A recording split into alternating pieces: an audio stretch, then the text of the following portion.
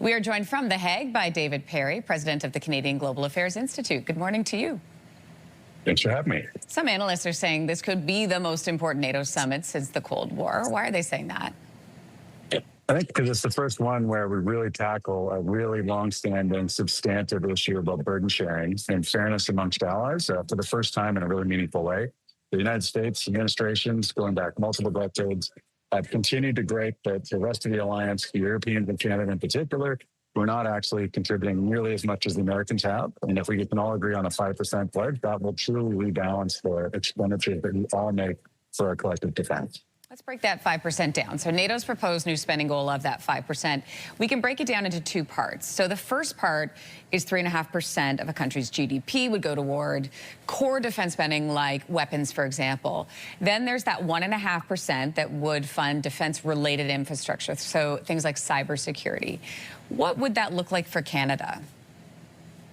So the 1.5%, I think it could be a whole basket of different things. It's supporting infrastructure. It's investments related to defense production. So for Canada, potentially, some of the things that we're already doing or have already put in place the funding and the approval to do in terms of producing more critical minerals, as an example, some additional infrastructure like the ports from which we would deploy forces to Europe.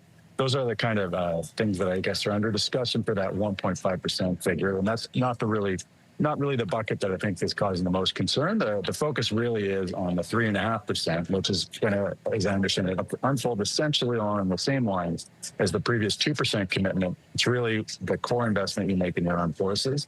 That's where the additional serious big bucks are going to have to be devoted to. Yeah, some serious money.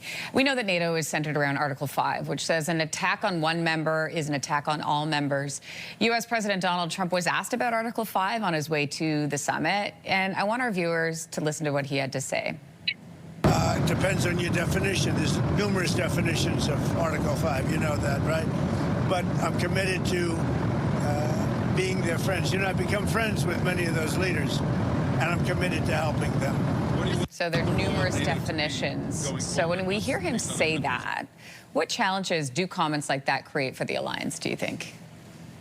It does create a level of uncertainty. And I think in the past, although not in recent months, the U.S. president has mused about basically not coming to the aid of allies that weren't living up to their investment pledge targets, which is, again, that's part of why I think the summit is being framed as important in that respect, because it will take some of those concerns off the table. And to be fair to President Trump, there is a firm commitment under Article 5 to come to allies' defense if that article is invoked. But basically, you come to the allied defense in the manner that you choose as an independent ally, an independent nation. So I think that's maybe parsing out what he's saying there. What he's getting at is that it binds you to respond, but it gives a lot of freedom in terms of exactly what you do in response. And what that response looks like. We know, David, there's a difference between agreeing to a spending target and living up to that spending target. So what will our government need to do to ensure that Canada is meeting that target? Well, and just to drill home that point, we have finally put in place the money to meet our 11-year-old target that had a 10-year runway, and we're hopefully going to get to the 11th year. I mean, I think part of what's under discussion right now, just down the road from me, is what the timetable would look like on that spending commitment. It makes a big difference if you've got a decade to get there than if it would be 2 or 3 years. To get in, once you settle on the time frame and the policy review that the China government committed to, I think will be a big piece of that, laying out what the new investments will actually go towards. And then a reinvigorated and much tighter and stronger relationship with the defense industry to deliver on a lot of these commitments, I think is going to be a pretty fundamental piece of this. The government's talked about publishing a defense industrial strategy, and I think that would be a big chunk of laying out a roadmap, essentially, for how we're going to spend some of these dollars in the Canadian economy. What those investments look like and over what time frame. NATO leaders are expected to release a joint statement later today. What language will you be looking for there? How much agreement there is on the investment pledge and the time frame. There's been some discussion that some allies, the Spanish have been singled out in particular, are holding out on this. And then if you can get agreement on the number, the firmness of the language.